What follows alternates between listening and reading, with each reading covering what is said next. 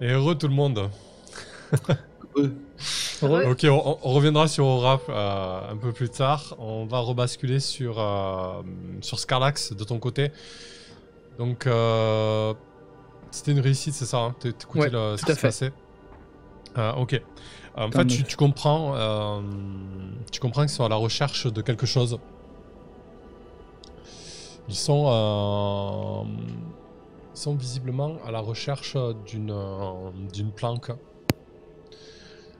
D'une planque liée au culte de la Sentinelle écarlate. Alors tu sais pas vraiment ce qu'ils veulent. Alors pour resituer le culte de la Sentinelle écarlate, c'est la face sombre, très sombre, la face terroriste de la Lune pour les Aelfir en fait. C'est un culte qui est beaucoup plus vindicatif que le vôtre, qui fait des actions visibles et violentes.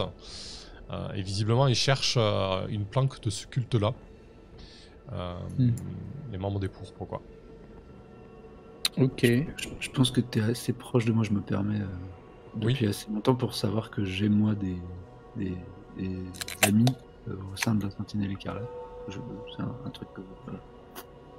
Mais aussi je dis ça pour ça, mais des fois qu'ils s'en servent. Ouais, non mais c'est tout à fait. Ah, effectivement. Ah ouais, ils recherchent une espèce de trio. C'est ça, non, c'est un duo. Non, c'est un trio. C'est un trio, ouais. Ils recherchent un trio. Ben, en fait, t'as déjà dû entendre parler d'eux, puisque Samuel a dû t'en parler. En fait, ils recherchent un trio de membres de la Sentinelle écarlate. Ok. En lien avec Samuel, du coup. Ouais, je me doute. Donc là, ils sont deux. Les voltigeurs, ils bougent ou ils attendent toujours, ils font toujours le pied de grue? Ils font un petit peu le pied de grue, je pense qu'ils sont plutôt en observation, ils essaient de recueillir eux aussi des informations. Donc voilà, les noms qui sont évoqués, c'est Senrean, Drizdan et Delta en fait. Ok, donc ça je vais les noter quelque part dans mon esprit. Sandrian, Drizdan et ok. Ils sont castés dans les... Ah, ils sont castés. Ah, parfait. Donc j'ai même pas besoin de retenir dans mon esprit, j'irai voir tes trucs. Parfait. Du coup, je vais attendre parce que déjà je suis tout seul et j'ai pas envie d'aller me battre à 1 contre 2 voire plus. Et puis je pense que je peux en apprendre encore un peu plus sur les pourpres. Donc je vais continuer à leur filer le train quoi. Bah, au bout d'un moment en fait le draw qu'ils ont sorti Manu Militari il leur répond pas au final, enfin en tout cas il dit ouais je sais pas à qui vous parlez, de toute façon je fais pas partie de ce foutu culte, je sais pas d'où vous tirez vos infos, laissez-moi tranquille. Et au bout d'un moment en fait il se prend un gros coup de crosse à travers la mâchoire. Il leur répond de toute manière c'est comme ça, on va t'amener au guet, et il commence à le prendre et à l'amener de force en fait. Ok. Donc ces deux-là prennent le mec et l'emmènent de force, c'est ça l'idée? Ouais. Tu vois que les voltigeurs bronchent pas, ils te font un signe de la main, en gros, laisse faire quoi. Ouais, bah, complètement. Bah, je vais essayer de voir, moi, de m'introduire dans la maison pour voir les 3 autres. Oui, c'est ça, les trois autres pourpres. Essayer d'encore attraper des informations, écouter aux portes, quoi. Ok, donc tu vas un plus loin dans l'infiltration et la tentative de recueillir des informations. Complètement. Ok. Bon, on va pas te refaire jeter les dés.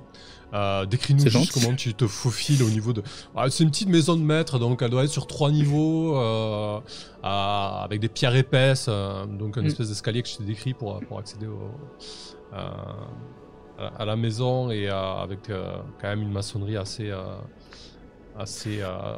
élaborée, avec des moulures, etc. Et l'intérieur était assez riche, et c'est visiblement désormais habité par ceux qui vivent dans le district d'Ivoire. J'ai mangé leur nom.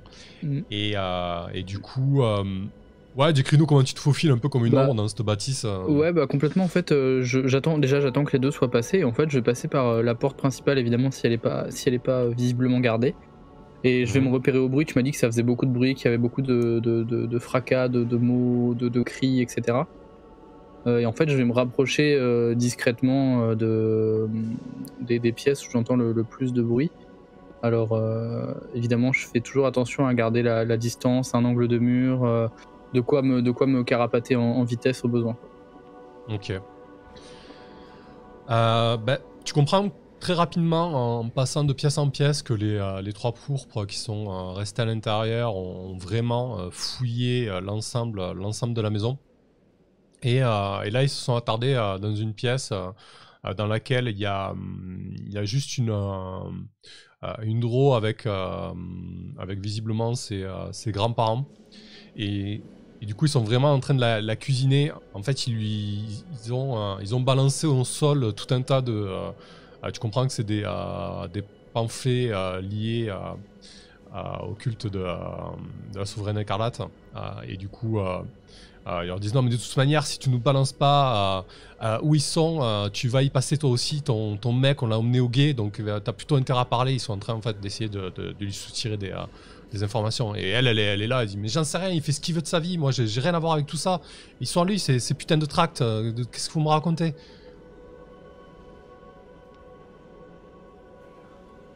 Non, t'es mute, Axel. Pardon. Donc je vais rester à. Je voulais pas que vous ayez entendu le bruit de la pomme. Je vais rester à écouter en fait. Pour l'instant, je ne vais rien faire. Je vais continuer à obtenir autant d'informations que possible. Et je pense à trouver un moment opportun pour frapper avec le groupe de voltigeurs parce que j'imagine que c'est le. Comment dire, c'est le but, c'est d'entraîner des représailles et éventuellement de choper des informations sur l'affaire T6 et les démembrements. Voilà. Ok, alors les voltigeurs, ils t'avaient quand même fait le signe de la main de laisser tomber. Ok. Ils ne sont pas dans la maison. Disons que si tu veux tenter d'intervenir et que si tu veux leur soutien, concrètement, ça va dépendre peut-être de la situation et de comment ça tourne en fait. Hein. Ok. Tu vois. Ok. Si tu attends, on va revenir sur toi dans un moment. Ouais, complètement.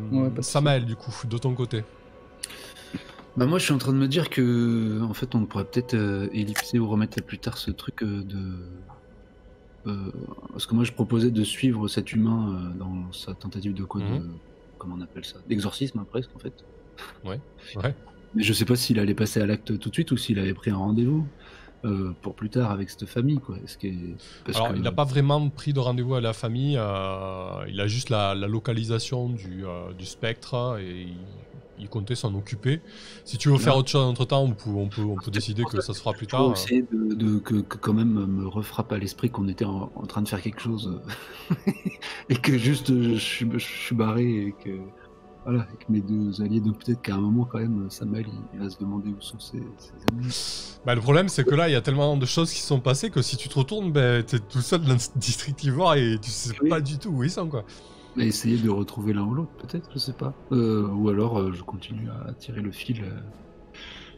C'était un peu voilà pour rebasculer. Voilà, si tu veux raccrocher les wagons, pour moi ça va être un petit peu compliqué, mais au bout d'un moment tu vas peut-être tomber sur quelqu'un. Je sais pas comment on pourrait résoudre ça. Non, bah, mais si tu veux suivre continuer là-dessus, moi ça me dérange pas que vous jouez un peu séparés sur cet épisode-là et on va bien voir comment ça finit pour chacun d'entre eux quoi. On n'est peut-être pas à ce que ça dégénère d'aucun côté, donc je suis pas inquiet pour Aura qui de toute façon témoigne toujours d'une confiance en elle absolument. Ok, bah alors je poursuis mon petit poussé par la curiosité. J'invite si ce qu'on n'était pas à le faire tout de suite, j'ai oublié Mathieu, l'humain, à procéder et puis voilà, à m'en expliquer autant que possible. Enfin, j'essaye d'en découvrir autant que possible sur le moyen qu'il utilise et puis qui il représente, qui sont ses soutiens quoi. Du coup, en fait, ce qu'il va faire, il va s'excuser, il va s'absenter, il va te dire on se rejoint là, il te donne un coin de rue du district d'Ivoire, tu vois, il te donne rendez-vous en fait au final. Ok, on communique la famille, enfin ce que j'imagine être ce style. Ouais, voilà l'endroit où le spectre se trouverait. Ok.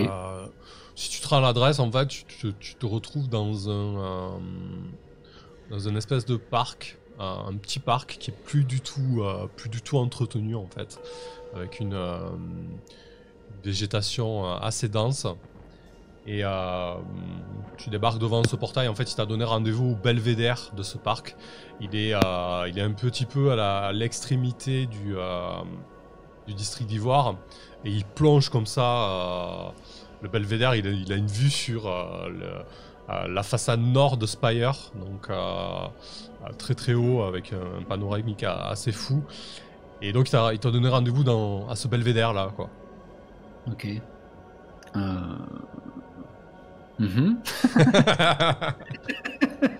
C'est pas parce que les os sont foutus dans le pétrin que toi aussi tu vas te faire jeter du haut de Spire. Mais... Aucune raison. Très bien. Alors, configuration, est-ce que ça c'est... Non, c'est passif, ok. Bon, écoute, non, je m'y rends, de toute façon, confiant dans les sens animaux de Mayenne, de Weneg, qui a les oreilles dressées, bien sûr. Je me rends au...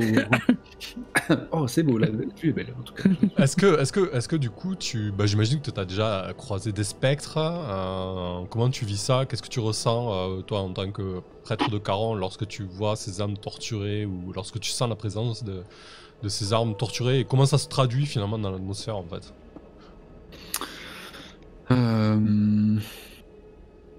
Bah, on va rester un peu dans le classicisme quand même, mais je pense que ce sont des volutes noirâtres et des espèces d'impressions de voix toujours en périphérie de nos perceptions pour ce qui est des manifestations les plus lointaines. Et puis par contre, lorsque le spectre est vraiment en colère, il peut y avoir comment ça s'appelle, un peu les doppelgangers, là, des mouvements d'objets, des Poltergeist, ouais.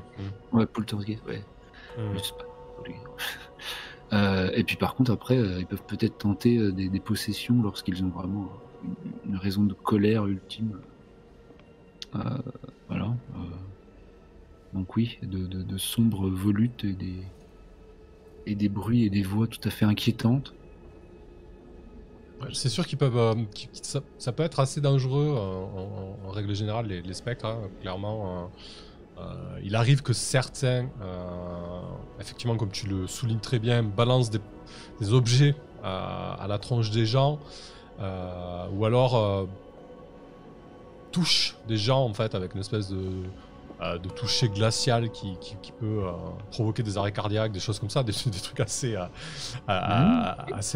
violents. Du coup, ce parc, t'en as sûrement entendu parler, surtout si t'as fait un peu d'occultisme. Quand tu débarques, quand tu passes l'espèce de portail en fer forgé qui a été complètement éclaté, en fait, il est ouvert et tu vois qu'il y a les deux pans du portail sont bombés comme s'il y avait eu une espèce d'explosion. Et la végétation, en fait, est très dense, mais surtout elle est noirâtre, un petit peu cramoisie. Et tu sais que c'est un lieu où il y a eu une espèce d'invocation démoniaque qui a mal tourné il y a très longtemps dans le district d'Ivoire, qui a provoqué l'invocation d'un démon et une grande explosion, provoquant vraisemblablement plusieurs morts aux alentours et peut-être la mort des cultistes qui ont mené ce rituel.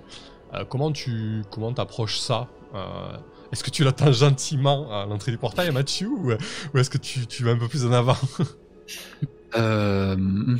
Non, je pense que oui, justement, moi ça dépasse un peu moi, mon champ d'expertise, c'est quand même les vivants, en fait, l'air de rien. Je suis un prêtre du dieu de la mort, mais je facilite le passage. Non, mon objectif là, c'est de voir comment lui il fait. Ne prenons pas de risques. Donc si je ne vois aucune silhouette ressemblant à Mathieu, je reste gentiment pour l'instant au portail. Et je pense qu'à la manière de Mayenne, j'ai les poils qui se hérissent, hein, une espèce de regard affolé de droite à gauche, comme pour percevoir des mouvements en périphérie de ma vision.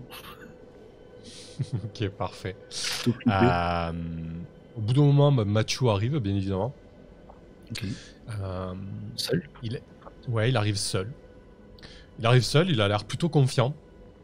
Et il dit bah écoute, très bien, je pensais pas que ça t'intéresserait autant, ravi que tu sois là.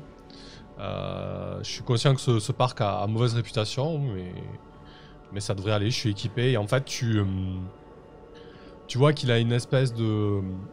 Au niveau de sa prothèse, une espèce de mécanisme qui s'est activé et désormais elle luit d'une espèce de lueur bleue, en fait. Okay. Et à l'autre main, il porte un dispositif qui ressemble de loin à une espèce de montre à gousset, un dispositif sur lequel il peut appuyer, tu vois, qu'il a la main dessus en fait. C'est vraiment Ghostbusters. Donne-moi un là. Allez, ok, c'est parti.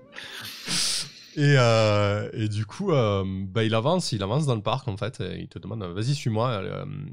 Visiblement, il est au fond du parc, au niveau du belvédère. Ok, aussi inutile que ce soit, hein, je dégaine mon arbalète à étrier que je remonte. Et je progresse, tout sens aux aguets. Ok. Tu progresses au milieu du parc. La journée est encore présente, donc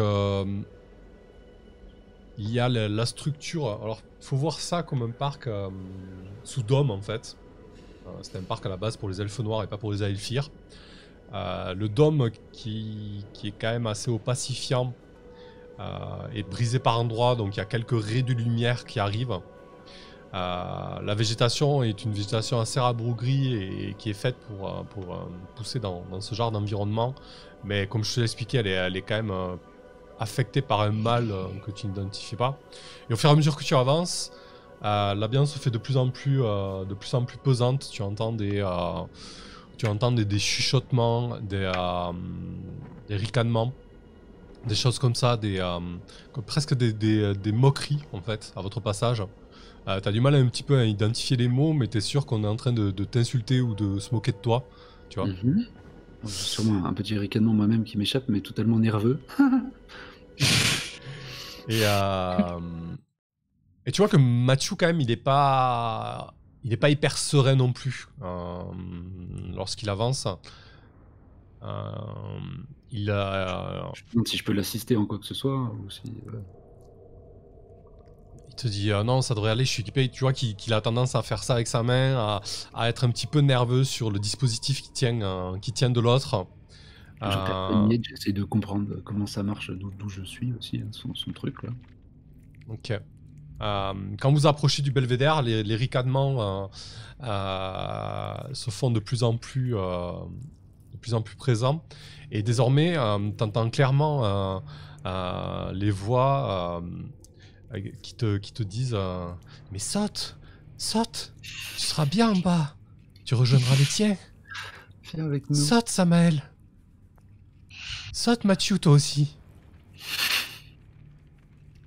Ok. Et les voix se font de plus en plus présentes. Et désormais, au sol, il y a des espèces de volutes noires qui commencent à danser autour du belvédère, à danser entre vos jambes, en fait, à jouer un petit peu avec vous. Mathieu, c'est maintenant qu'il faut appuyer sur le bouton. Et tu vois qu'il est un petit peu campé sur ses appuis. Il dit non, il doit être par là, il faut juste repérer exactement où il est. Le belvédère, c'est une espèce de carrousel, je suis pas sûr du terme exact. Du coup, c'est une espèce de dôme supporté par une dizaine de colonnes comme ça. Et qui donne vraiment avec une rambarde sur Spire. Toi, tu auras du mal à avancer carrément sous le belvédère parce que du coup, il y a les rayons du soleil qui viennent comme ça en biais à frapper la moitié de la surface du belvédère, tu vois. Une espèce de carrousel. Et Mathieu est sur la défensive, prêt à visiblement s'accaparer de sa proie, mais cette proie qui reste pour le moment assez fugace. On va basculer sur Aura. Du coup. Laisse tout en suspens. Faut garder le fil. Du coup, Aura, toi de ton côté, lorsque tu t'approches de ce garde du corps, en fait, au moment où tu t'approches de lui, tu entends des bruits de bottes au-dessus de vous, en fait. Alors, je vais bien te décrire la scène, que tu comprennes exactement où tu es. Je t'ai décrit un escalier en colimaçon qui descendait autour de cette grande toupie. Donc, au-dessus de toi, il y a l'endroit d'où tu viens. Face à toi, il y a cette porte. En contrebas, il y a l'escalier qui descend encore. Et ensuite, c'est des parois, tu vois. Et en gros, vous pouvez passer à deux de front. Ok ? Et au-dessus de vous, là, il y a clairement des bots qui arrivent en fait, des gens qui courent vers votre position, quoi. Ok. Je pense que je dois stresser un peu, mais intérieurement, je fais en sorte de ne pas le montrer. Et comme je m'étais approchée du garde devant la porte, je relève un peu la tête pour regarder par-dessus mon épaule qui arrive derrière moi. Et je vérifie dans la foulée que mes 3 muses sont toujours à ma suite. Ok. Effectivement, elles t'ont suivi. Se demande un petit peu ce qu'elles font là d'ailleurs. Mais elles t'ont suivi. Au bout d'un moment, enfin, si tu regardes en arrière pour voir ce qui arrive, en fait, c'est ni plus ni moins qu'une patrouille du guet. Tu reconnais les habits significatifs du guet. En fait, c'est des jaquettes en cuir sombre barrées d'une espèce de banderole violette. En général, ils portent des casques assez rudimentaires et des armes enfin des épées aux côtés ou des arbalètes selon. Et donc c'est une patrouille du guet qui descend vers vous et qui commence à vous invectiver du style arrêtez-vous, ne bougez plus, contrôle du guet de la ville. Très bien, j'ouvre les bras, allez-y, contrôlez-moi, j'ai rien à cacher. Ok. Du coup, il y en a un qui te maintient et qui te dit attendez, on va aussi contrôler cette pièce-là. En fait, tu comprends qu'ils sont venus pour contrôler, enfin pour faire une espèce de descente dans ce lieu. Le gros gaillard qui était là pour défendre la porte, visiblement connaît ses instructions dans ces cas-là. Et en fait, il dit pas de problème, allez-y, ouvrez la porte. Et là, en fait, du coup, il ouvre la porte, il laisse le guet entrer.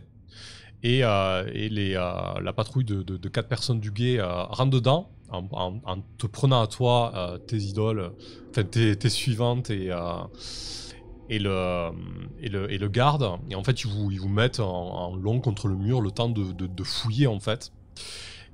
Et quand la porte s'ouvre, du coup, les 3 autres de la patrouille se diffusent comme ça dans la pièce. Tu comprends que c'est ce que tu avais décrit un petit peu, Sarah Anne. C'est un atelier, ni plus ni moins. Tu comprends que tu es au cœur en fait, du dispositif qui compose cette espèce d'artefact un peu bizarre avec les fenêtres. Et là, tu vois... Tu vois une femme, une humaine qui s'arrête de travailler sur ce qu'elle travaillait, sur quoi elle travaillait. Et elle n'a pas l'air du tout étonnée en fait, elle est tout à fait sereine. Et elle va vers eux, elle marche vers eux de manière tout à fait calme. Et elle dit oui, c'est pourquoi. Et là, ils commencent à discuter, etc. Qu'est-ce que tu fais toi de ton côté ? Moi, je pense que je prends ma pose la plus lascive possible contre le mur et j'attends simplement que ça passe, qu'il s'en aille et que je puisse poser mes questions à qui de droit pour avoir accès à cette poudre explosive, parce que c'est pour ça que je suis là et a priori, j'ai absolument rien à me reprocher. Ok. Très bien. Bah écoute, au bout d'un moment, en fait, la perquisition, tu comprends très rapidement que c'est Miranda, en fait, elle décline son identité. Et du coup, au bout d'un moment, un des membres du guet brandit une espèce de pochon et il dit j'ai ce qu'il faut, c'est ça, c'est ici. C'est eux qui produisent la poudre. Et là, tout de suite, la situation se tend. En fait, et le membre du guet qui vous tenait un petit peu en joue, qui vous gardait, il te signifie en fait que tu es en état d'arrestation. Oh, non. Qu'est-ce que je peux faire contre ça ?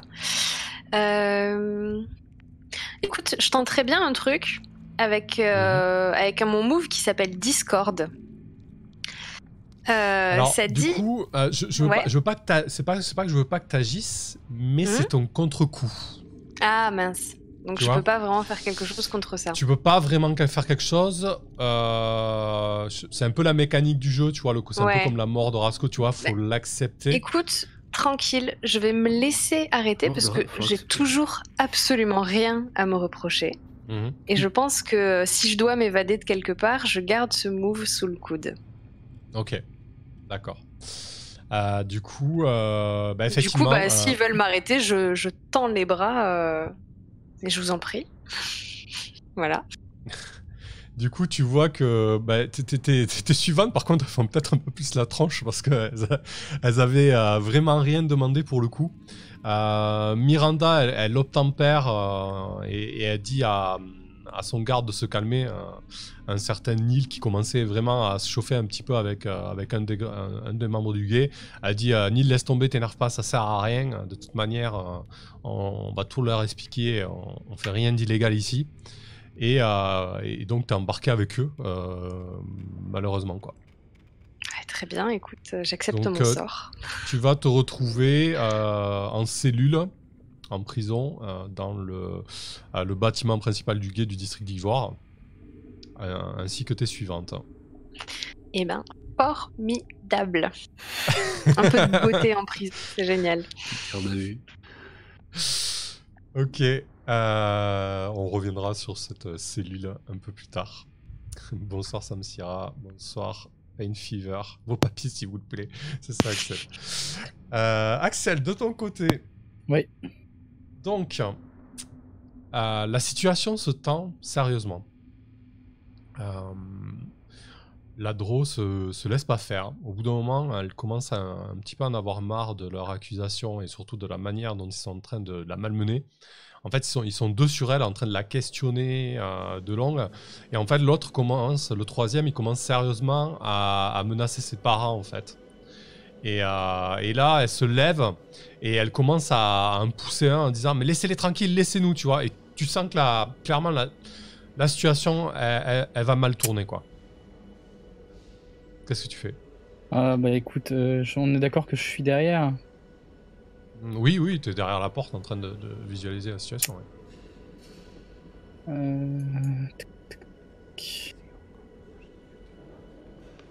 Écoute, je vais utiliser une de mes nouveautés. Je dois avoir une corde sur moi que je vais lancer en fait vers le cou de celui qui s'en prend aux parents en fait. Et je vais utiliser le secret des nœuds. Nul ne peut défaire les nœuds de votre corde. Les nœuds peuvent se faire tout seuls. Donc en fait, je vais nouer le truc autour de son cou. Ok. Il faudrait peut-être arrêter d'importuner ces braves gens, non? Celui qui menace les grands-parents, c'est ça? C'est ça. Genre, t'arrives par derrière et tu lui fais un joli collet, quoi. Ok, c'est parfait. Très bien. Bah, tu vois que celui à qui t'as fait ça, clairement, il se tend, non, en fait, il se détend, il se dresse beaucoup plus, enfin, il se met droit, détendu, genre, il bouge plus, quoi, tu vois, sous la menace. Les deux autres se tournent vers toi. Ils comprennent un instant que t'es seul, qu'ils ont l'avantage numérique, mais je sais pas ce qu'ils vont faire. Alors, on va jeter les dés. Okay. Alors, comment tu la joues, là? Avec quoi? Écoute... La compétence pied-bouche. En fait, ça dépend d'eux. En fait, l'idée, c'était d'avoir un échange avec eux, vu que j'en ai un. D'accord. On peut aller plus loin si tu penses que ça suffit pas là pour résoudre quoi que ce soit. C'est ça. J'aimerais bien, en fait. Tu vois, il n'y a pas de problème. Du coup, je pense que les deux qui... Ouais, vas-y, excuse-moi. Ouais. J'ai votre compagnon. Je ne suis pas seul malgré les apparences. Donc, je vous conseille de déguerpir au plus vite. Tu vois que les deux qui menaçaient l'elfe noir s'avancent un petit peu vers toi. On est dans une grande pièce à vivre. Tu comprends qu'ils vivaient là vraiment, littéralement, puisqu'il y a des matelas au sol, etc. Et du coup, il y a un des deux qui jette la Dro au sol, sans ménagement, en lui disant « Toi, tu bouges pas, sinon on sera te retrouvé. » Et il s'avance vers toi et il fait « Comment ça, t'es pas seul? Qu'est-ce qu'il nous dit? T'es tout seul là. Qu'est-ce que tu viens faire? Tu viens faire le justicier, c'est ça? T'es un foutu Un foutu voltigeur. Celui qui parle, c'est un humain. Alors je t'avais décrit 2 drôles en bas, mais là il y a 2 humains, une humaine, un humain et un drôle. C'est l'humain, c'est visiblement celui qui mène un peu la bande. Il a une grande cicatrice qui lui barre le cou. Tu penses qu'il a pris un sale coup de couteau dans la gorge. Il revient de loin visiblement. Il a pas l'air tellement effrayé. Il dit qu'est-ce que tu racontais tout seul? On va Écoute, je vais ça très bluffer. vite. Je vais bluffer, je vais lancer 3 coups de sifflet. En espérant peut-être que les voltigeurs à l'extérieur l'entendent. Tout à fait. Je vais lancer 3 coups de sifflet au cas où les voltigeurs comprendraient qu'il y a en fait 3 personnes avec moi. Si vous pensez vraiment, enfin, vous savez qu'on ne se balade pas tout seul, on est plus malin que ça. Mais de toute façon, je ne suis même pas sûr d'avoir besoin de l'aide de mes compagnons pour m'occuper de vous 3. Surtout toi là. Si tu veux pas que je termine ta cicatrice, il ferait peut-être mieux de partir. Tu le provoques en passant quoi. Complètement. Ok. Pour montrer que je suis sûr de moi. Du coup, tu fais de la manipulation là. Ouais, c'est l'idée. Leur faire croire que je suis vraiment très sûr de moi et que je suis pas tout seul. Ok. T'as soufflé très très fort. Bon, je t'aurais bien mis une difficulté de 1 vu la situation, mais j'aime bien l'idée de siffler pour potentiellement rameuter les autres voltigeurs à l'extérieur. Donc on va rester sur 2 dés, donc un dé de base plus ta manipulation. Je vois pas de domaine qui pourrait rentrer là-dedans. Non. Alors, potentiellement c'est un D6 de stress du coup. Ok, très bien. Hop. C'est un 10. Oh. Ouais. Easy. Bah, écoute, c'est une réussite critique. Je kill patron. Pardon. Ok. Visiblement, ils sont un petit peu inquiets de la situation. Depuis que tu as donné l'information à la chef des voltigeurs, tu sais qu'il y a eu pas mal d'altercations, d'escarmouches, etc. Donc très certainement que depuis quelques jours, ils font profil bas, ou en tout cas, ils évitent peut-être la confrontation s'ils n'ont pas l'avantage ou s'ils n'ont pas toutes les informations. Et ils te disent, l'autre, le balafré, il te répond, écoute, on va essayer de régler ça à l'amiable, on laisse tomber, on se barre et on oublie tout, d'accord? On va pas verser le sang ici, je pense que le sang a s'écoulé. Tu sais ce qu'on fait nous? On voulait juste savoir s'il faisait partie de la sentinelle écarlate. Et je pense que la sentinelle écarlate, si on la débarrasse du quartier, ça sera mieux pour tout le monde, tu crois pas? Toi aussi, t'es du côté de la justice, tu crois que ce qu'ils font de faire péter des bombes au milieu d'innocents, tu crois que ça se fait? C'est bien? Je vais me tendre un peu parce que toi aussi t'es du côté de la justice, ça ne me plaît pas du tout. Je suis du côté de la justice, vous vous êtes occupé à démembrer des amis. Vous pouvez filer. Je vous rends votre compagnon dès que je suis sûr que vous êtes sorti du bâtiment. Si au passage vous pouvez passer par le guet et faire en sorte que l'autre gars revienne ici aussi vite que possible, vous seriez bien aimable. Ok, je pense qu'ils obtempèrent du coup. Tu vois celui que t'as attrapé, c'est très certainement le draw. Donc l'humain sort sans ménagement. L'autre, il doit se dire, me laissez pas quoi. Tu vois, il commence un petit peu à trembloter et les autres quittent la pièce. Ils disent ouais, on fera le nécessaire pour son mec à elle, pas de problème. Et ok, très bien. Je joche la tête et dès qu'ils sont partis, je vais à la fenêtre la plus proche en fait.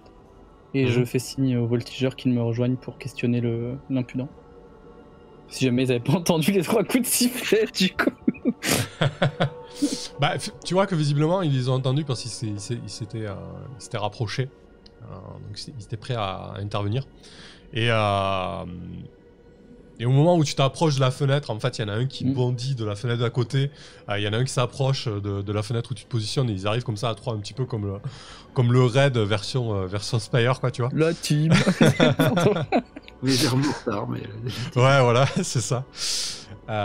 Et ok, on va revenir là-dessus, du coup. De ton côté, Samael. Du coup... Bonne posture aussi. Ouais, au bout d'un moment, Qu'est-ce qu'elle a cette caméra pas faire le focus? Au bout d'un moment, l'ambiance se fait de plus en plus pesante. Encore plus. Mathieu avance vers le carrousel. Et en fait, vous avancez et les espèces de volutes noires se font de plus en plus épaisses. Et t'as l'impression de marcher dans une espèce de mélasse à présent. Et t'as les voix comme ça qui t'entourent et qui te disent mais laisse tomber Samael, tu es déjà mort, tu n'as plus qu'à remourir à nouveau. Tu t'ouvres à la paix cette fois-ci. Et au bout d'un moment, au centre du belvédère, il y a une espèce d'amas de volutes noires comme ça qui commence à tournoyer. Et petit à petit, il y a une espèce de silhouette vaguement humanoïde qui se forme devant vous. Et je me mets légèrement derrière Mathieu. Ouais. Et la silhouette d'une voix, en fait, une espèce de voix aiguë qui vous perce les tympans et que vous entendez, mais pourtant t'as l'impression que le son ne se propage pas dans l'espace. En fait, tu as un cri comme ça en toi plus qu'autre chose. Et en fait, elle s'approche de Mathieu, les deux bras en avant. Ses griffes, t'as l'impression qu'elles s'allongent quand il s'approche de Mathieu. Et elle lui dit puisque tu veux pas sauter, je vais t'aider. Et en fait, à ce moment-là, je sais pas ce qui va se passer. Donc, pour Mathieu, ce qu'on va faire, on va considérer que c'est une espèce de contact temporaire, en fait. Okay. Du coup, tu vas jeter un D10, tout simplement, pour lui. Il ne sait pas ce qu'il attend, le pauvre Mathieu. Mirror réapparaît, s'il te plaît, merci.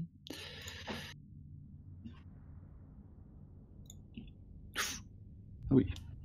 C'est pas ouf. 4. Ok. Du coup...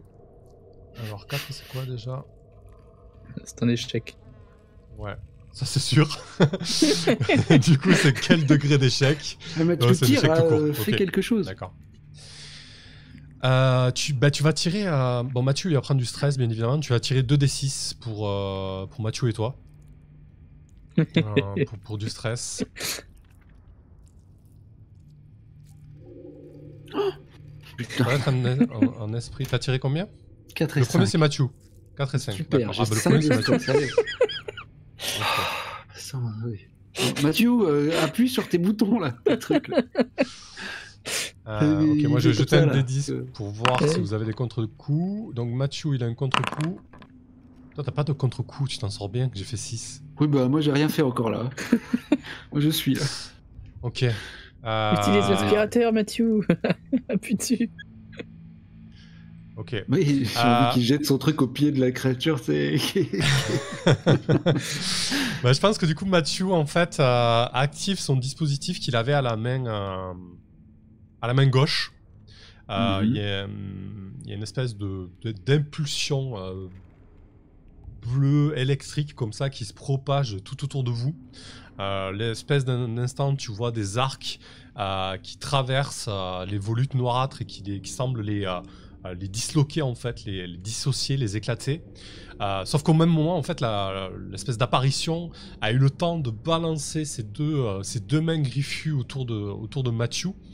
Et lui, au même moment, il lui attrape, il lui saisit son cou éthéré en fait avec son espèce de gant qui balance lui aussi des espèces d'arcs électriques. C'est beau. Donc Mathieu, il est un peu figé un petit peu dans cette scène, les deux sont figés. Et au bout d'un moment, en fait, ce qui se passe, c'est que le gant, tu comprends, qui paralyse totalement l'apparition. Et l'apparition, au bout d'un moment, n'est plus faite que d'un spectre blanc et bleuté, en fait, d'espèce d'arc électrique, tu vois. Il n'y a plus du tout de volutes noirâtres, et c'est plus qu'une silhouette qui semble un petit peu électrique, bleutée, tu vois, et qui maîtrise comme ça, et qui maîtrise désormais avec son gant. Mais tu sens Mathieu clairement affaibli, quoi. Dans la sauce. En termes techniques d'exorciste. Très bien. Eh bien, je m'en vais lancer, enfin, je sais pas, ouais, je m'en vais lancer une imprécation un peu rituelle. Je sais pas, j'essaye un peu moi ce que j'ai dans ma besace, quoi. Je sors mes prières une à une. Mais du coup, je Ok. m'adresse à l'esprit torturé, lui promettant un repos ou un passage vers l'au-delà, ou lui demandant s'il lui reste quelque action à accomplir en cette cité, ou s'il sait où son corps repose. Euh, la moindre parcelle de cendre de son corps précédent pourrait lui permettre, si elle est ingérée, de, d'être apaisée. Je tente un truc comme ça. Ok. La voix qui te répond est beaucoup plus apaisée en fait. Et elle te dit tout ça a juste mal tourné. Je me suis plongé dans l'étude de ce livre. J'ai totalement été absorbé et un soir de lune sanglante, j'ai voulu tenter de mener à bien les écrits du livre et je pensais pas que ça allait aussi loin. Et lorsque tu évoques le fait de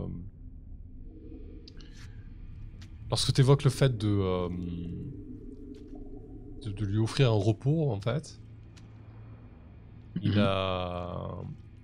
Alors, ça s'est passé il y a très longtemps, mais il t'explique que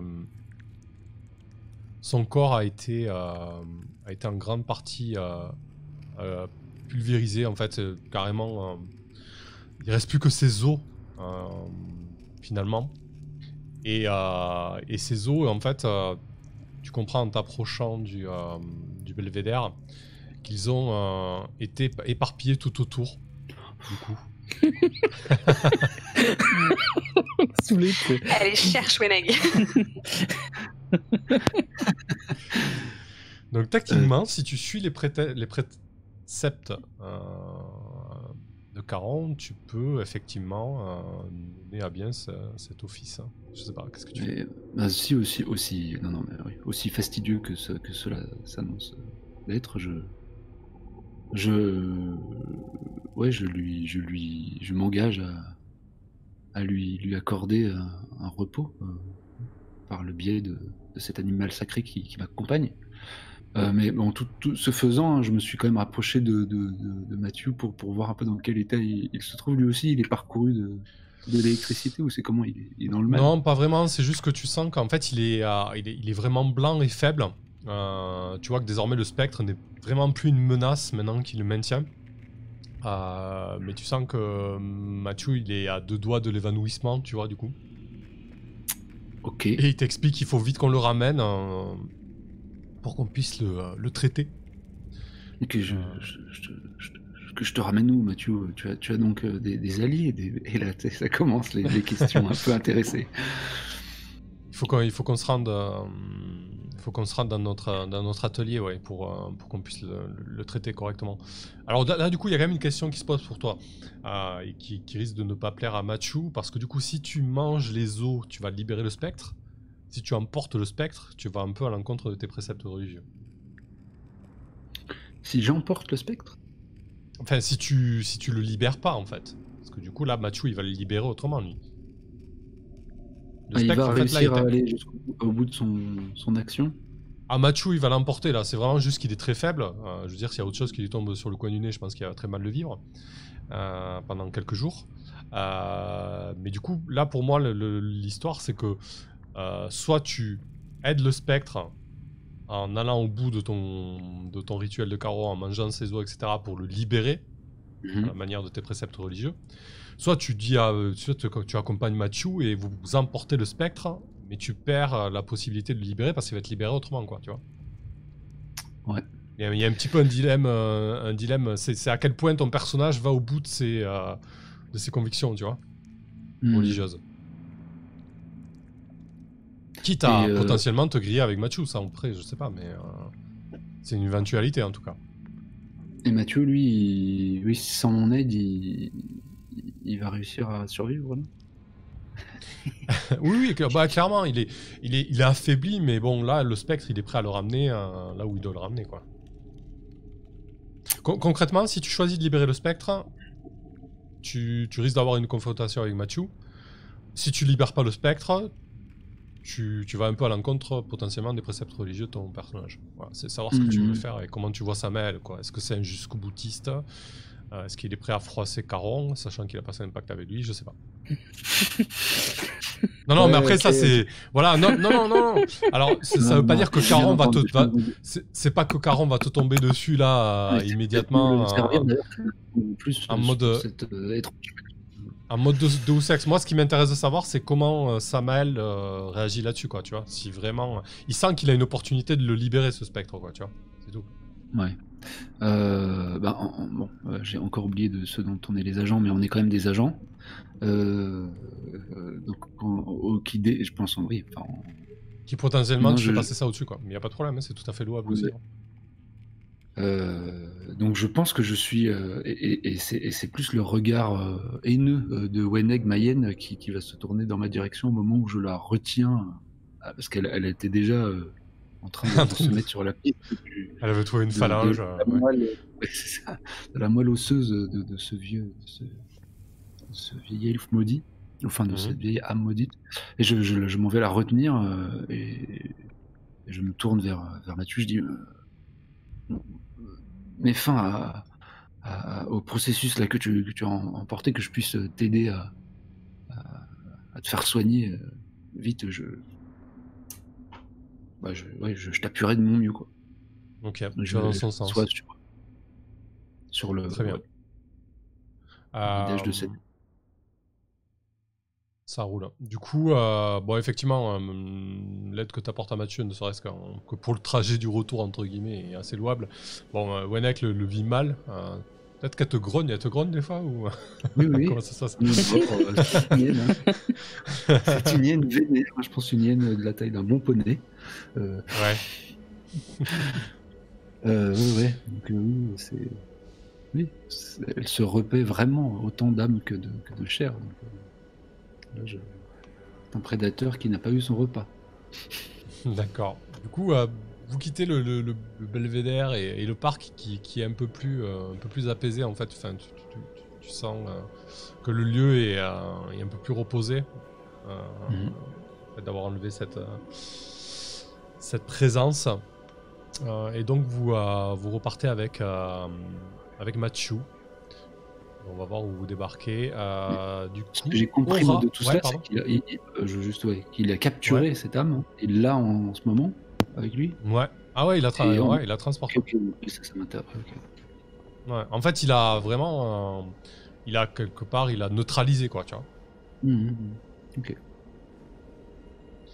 Aura, de ton côté, donc, écoute, on t'amène, tu es accompagné, escorté par des membres du guet. Tu comprends qu'ils étaient beaucoup plus que 4, hein, parce que quand vous remontez dans les escaliers, au niveau de chaque sortie qui pouvait conduire potentiellement à cet endroit-là, il y avait un binôme du guet.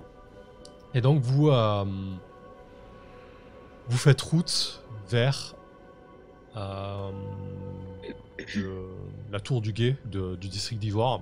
Alors, on l'appelle la tour, mais en fait ils se sont installés dans ce qui devait être un ancien théâtre du district, assez classe du coup, avec une architecture qui tire plus du baroque qu'autre chose, donc avec des gargouilles très stylisées, des tours de fenêtres sculptées de manière assez impressionnante.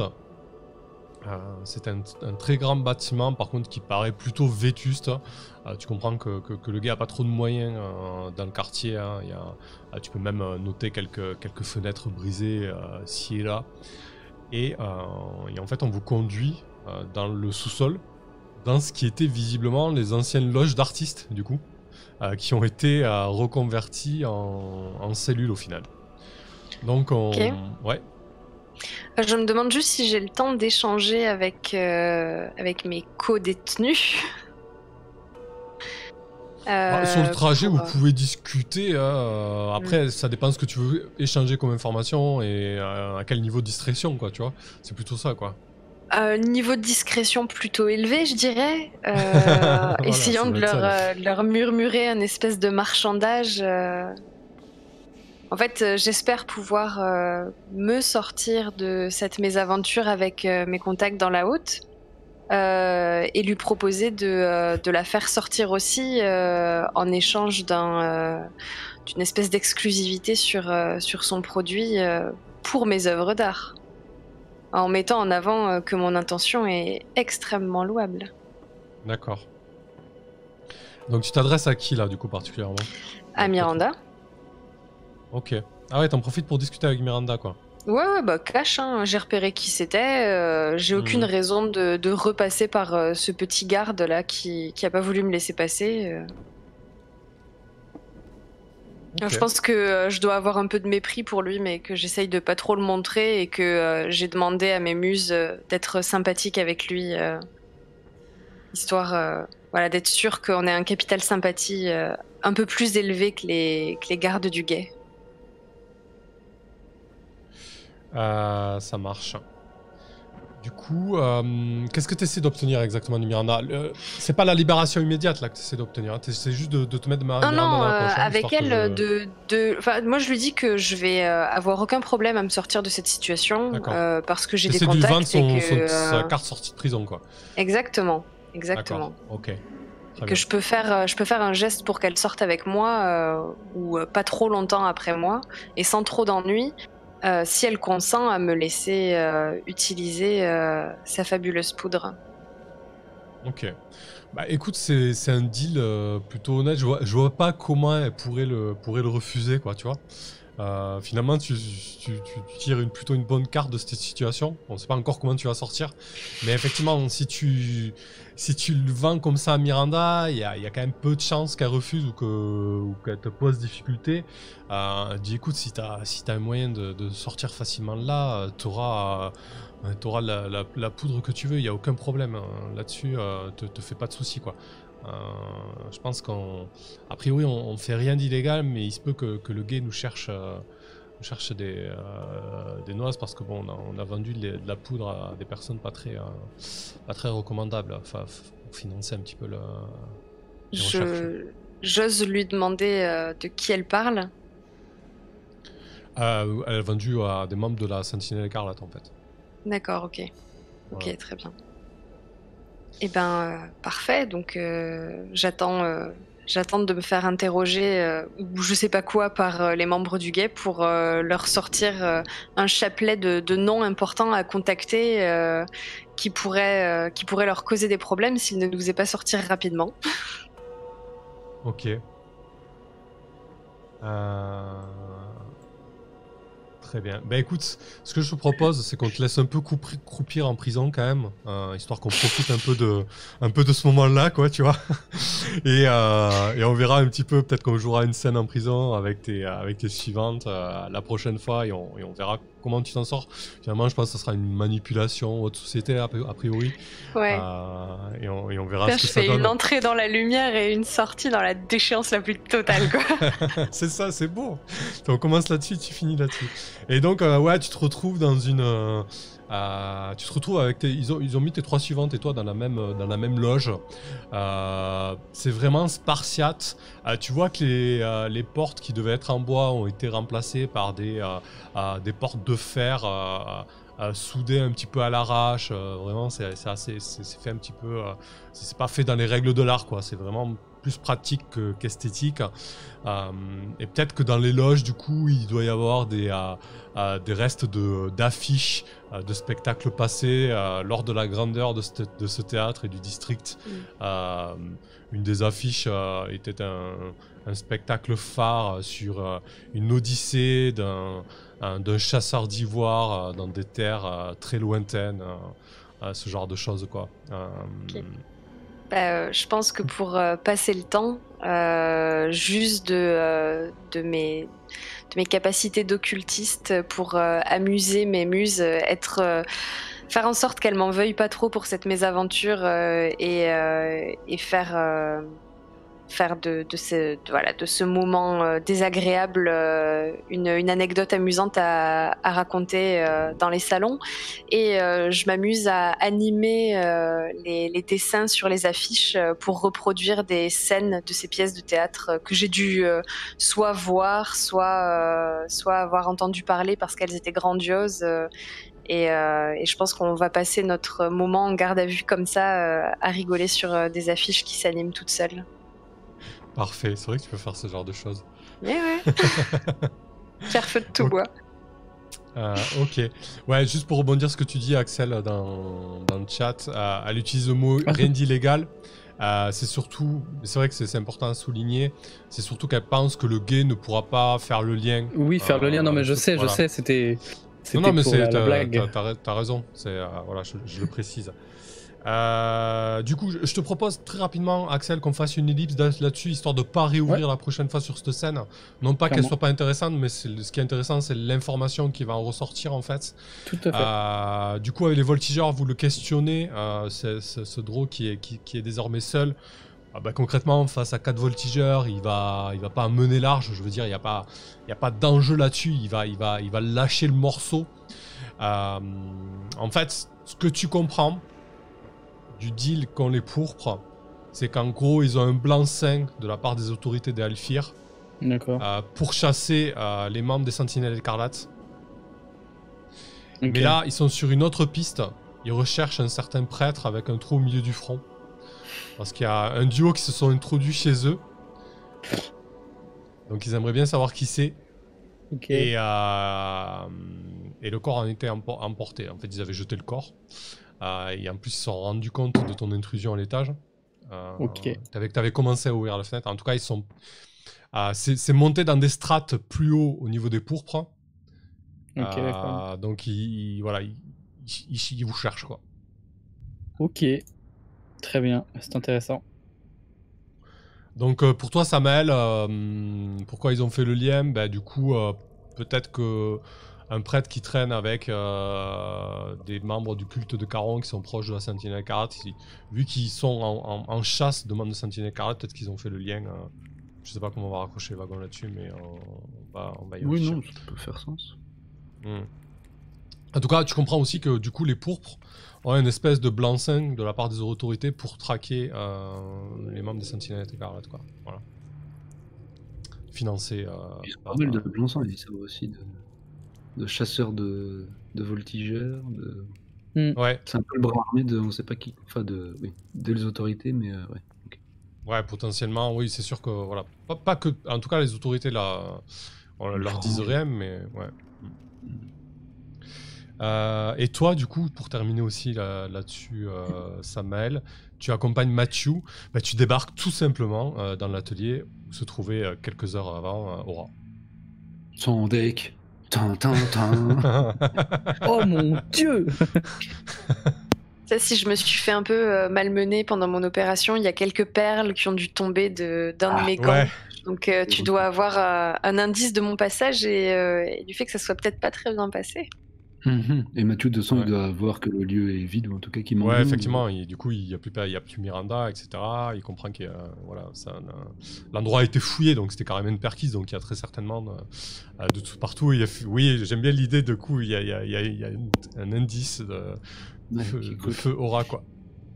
Okay, je suis pas encore morte, dis pas feu comme ça. J'avoue comment ça spoil. Direct. Allez, parfait, on va s'arrêter là-dessus, on va faire un petit débrief, un petit tour de table rapide. N'hésitez pas à dire comment vous avez trouvé ça, ceux qui sont encore là, les spectatrices, spectateurs. Cortex, mais qui ça peut bien être ? Qui ça ? Le bras armé qui tient les pourpres ? Enfin, le bras... pas le bras armé. La bourse. Ouais. Bon, on verra. Ok, bon, écoutez, c'était très cool, ça fait plaisir de rejouer, franchement, on est allé de galère en galère sur cette campagne, donc ça fait plaisir de raccrocher les wagons et de jouer. C'était un petit peu compliqué au début, J'ai pas Parce pris que beaucoup ça de faisait un notes. peu longtemps, je pense aussi. C'est pour ça. Ouais. Ça faisait Ouais. 1 mois qu'on avait joué, c'est normal que c'était Ouais. compliqué. Et qu'est-ce que c'était bien. Puis on a fait des choix hyper faciles à gérer. En plus, on s'est pas du tout séparés en 3 groupes de 1. Pas du tout. Ouais, mais au final, ça donnait des scènes plutôt sympas, ouais. Carrément, ouais. Va falloir que je prenne des notes, par contre, il s'est passé pas mal de choses et j'ai pas forcément. J'étais concentré sur la partie et pas sur mes notes, donc je vais faire ça après.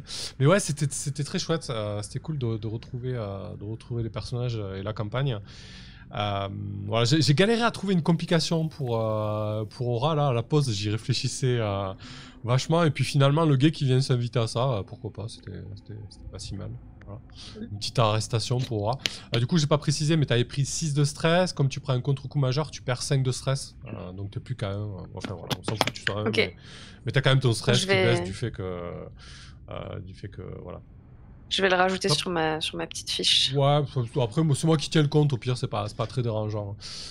Voilà. Allez, Gad, c'était une super partie, merci à vous tous, hâte d'entendre la suite. Bah écoute, nous aussi, on a hâte de jouer la suite, on va se rencarder après, là.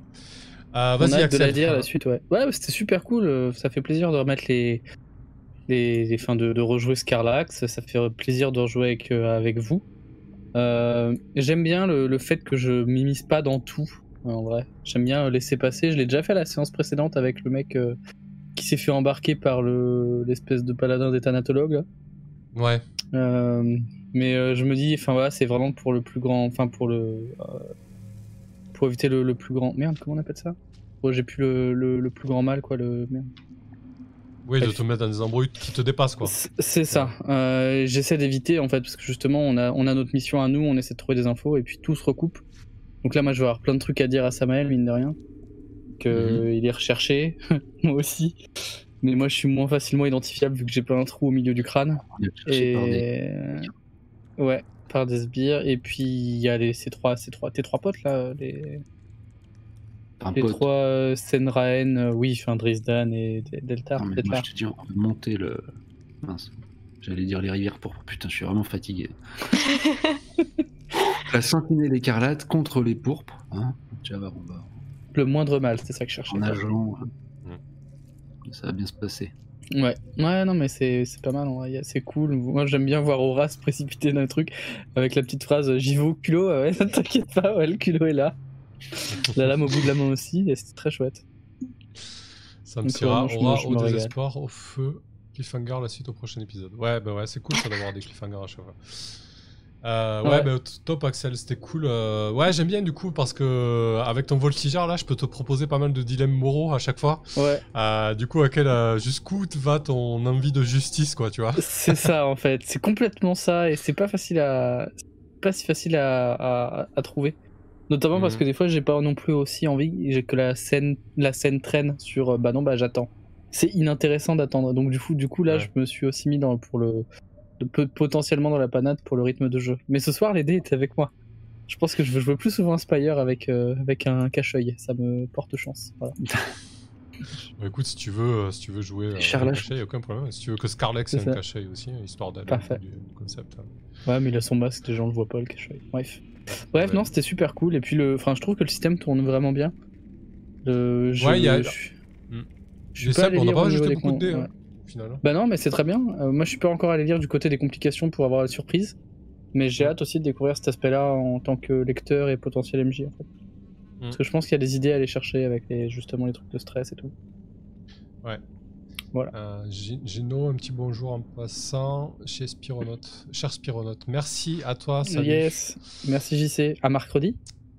C'est pas JC, c'est... Ah si, c'est JC, si, c'est JC. J'ai lu Gino, je suis fatigué, j'arrive plus à lire. Bonsoir JC, excuse-moi.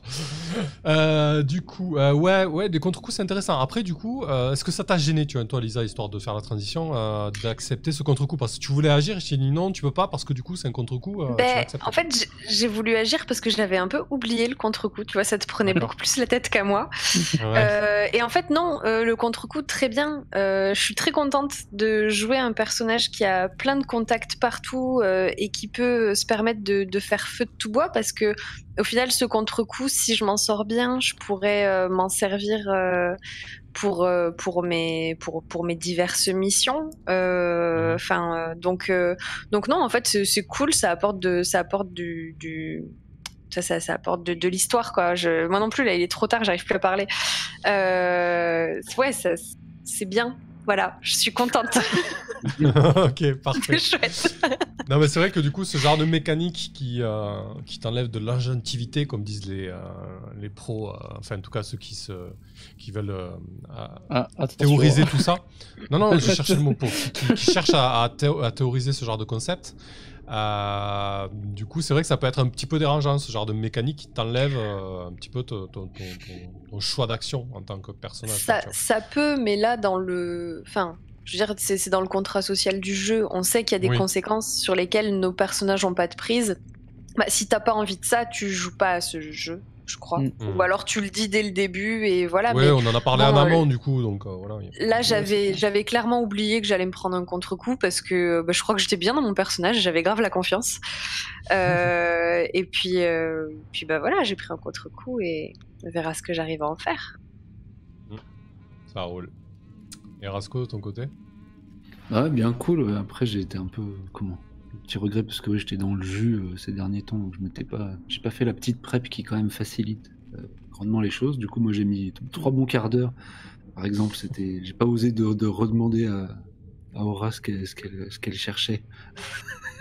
Et du coup, il a fallu qu'elle le dise, et tu vois, j'attendais. Enfin, elle l'a dit à un peu au midi. Ah oui, c'est vrai qu'on fait ça. Bon, bref, mais voilà. Après, ça, j'ai envie de dire, ça fait partie du jeu de rôle et de la vie, quoi. Je veux dire, c'est un jeu social, il y a la vie qui s'invite à côté, on peut pas non plus tout le temps. Bien sûr. Voilà. Et du coup, voilà, après, j'étais content de partir de mon coin où tu vois, il n'y avait pas trop d'enjeux généraux.